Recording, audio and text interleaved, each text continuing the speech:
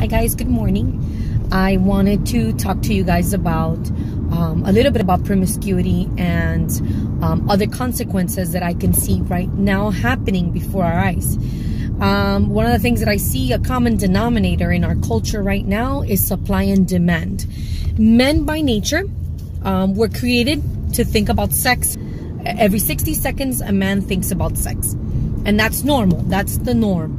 But now we as women, we're supplying that demand, we're feeding it. So of course we're gonna have a problem if we continue to feed something that is becoming negative. Why is it becoming negative? Because we're seeing a lot of numbers increase when it comes to porn addiction, not only in men but in women as well. Women, what can we do to help these numbers decrease, to help these numbers come down? And you might think, why is porn addiction so bad? And I'll tell you why. When a man or when a woman, when you think about sex as this experience that you only see in videos, that's not real.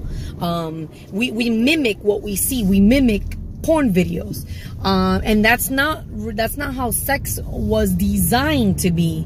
It was not designed to be painful. It wasn't designed to be this perverted. It's just sex is being revealed in a perverted lens, and I think that there's a very big problem with that, because a lot of young girls, now this is our major problem, a lot of young girls are mimicking that, and they want to become sex symbols. They dress like sex symbols. They want to become sex icons. We have a lot of young ladies walking around with their insecurity on the floor. Their self-esteem is shot. They dress in a way to attract the wrong kind of attention, and you have a lot of young 12, 13, 14-year-olds dressing as if they were 25 or 30. And I think that's a problem, because now that I have a daughter, I don't want her to just fixate on being this sex symbol. A lot of young women are now, they're kind of like running through their childhood because they want to be older. They want to appear older. They want the attention of boys. And then that's where the pressure comes in. A lot of these young ladies, these little girls, they feel pressured to be sexy. They feel pressured to, have boobs. I've heard 15-year-olds talking about, implants and all kinds of surgeries. And I think that we as women, we can change that. We can shift that. How can we shift that? By really evaluating why we dress the way we dress. With our clothes, we communicate. We're communicating something to the world.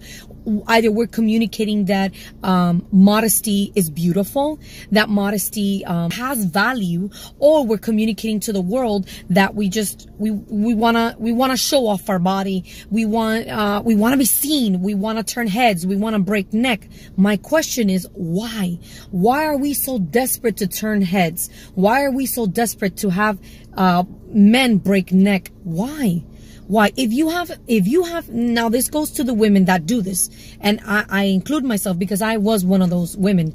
If you have good self-esteem, if you're confident, why do you feel the need to attract attention? If you already have that confidence enough to say, I am beautiful, I am gorgeous, I am valuable. If you know that, and you know that you're a gem, you know that you're a pearl, you don't have to be flaunting that around as if, now I understand if you don't have self-esteem, or if you have, obviously you're going to want people to look at you. I used to do it all the time. I dressed to attract. I dressed to seduce. I dressed, there was a motive behind my wardrobe.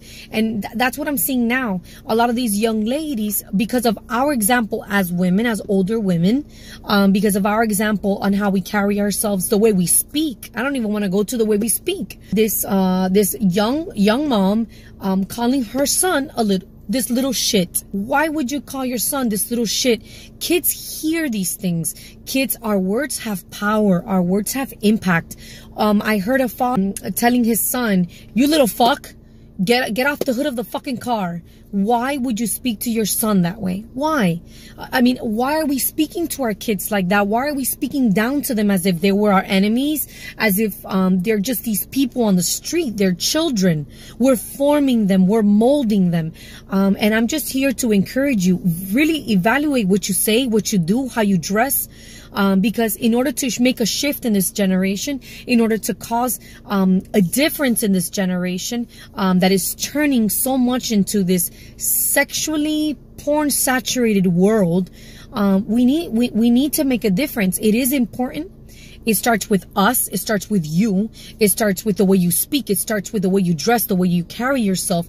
Yes, we're beautiful, we're sexy, but that's not the main focus. Why does that have to be the main focus? And then what's funny about all of this is that you have people right now complaining about, oh, you know, my daughter's sleeping around.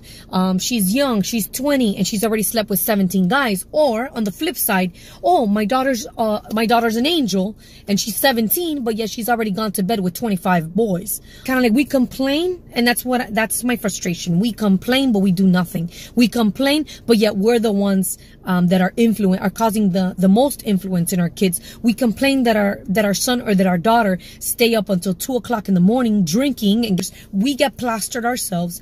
I want to encourage you to evaluate your actions yourself, and then figure out what is it that you want your actions to convey to your children. What example are you giving your kids? You cannot ask of your kids what you don't give. And I'm just encouraging you, please, in order to change our generation. Now that I have a daughter, I have a 5-year-old son, I think about them all the time. I want them to live in different times. And it's possible. I want them to live in a world where my little girl doesn't have to, at 9 years old, she doesn't have to be fixated over thinking about future plastic surgery, or feel pressured to have sex because that's the only way that a boy will stay with her. It's just, we need to make a change. It's time for a change. It's time to put the brakes on promiscuity. Like I said in my previous video, one of the consequences of promiscuity is frigidness. I am a perfect example of that. I did become frigid in my marriage, and one of the consequences that I didn't mention before that I want to mention now is the fact that when you have been so promiscuous before marriage, or you're married and you're still promiscuous and you're cheating, one of the dangers in that is that you can no longer experience sex the way that God designed it to be. You come to marriage with a perverted lens. It's a foggy lens. You come from, to your marriage, intertwined with all these sex memories of other men. And that comes into your marriage and it affects it, because now you compare. Now, there is comparison. Whereas if you're not so promiscuous and you come into your marriage, there is no, you can actually get to enjoy your marriage and the sex life to another level, because you have nothing to compare it to. It's cleaner, it's more pure, it's more sincere, it's more genuine. And third, once you give yourself away so much, sex just becomes an act versus it being an entire this wonderful experience of discovery, of getting to know each other and your bodies with your special one. I think that we need to bring that back, and we need to raise a new breed of women that can do that. I hear a lot of women saying the famous quote, "I'm woman, hear me roar." Yes, our roar. We have the power to roar and cause change, but we must not confuse that and emasculate men. I think that we need to use that roar for good.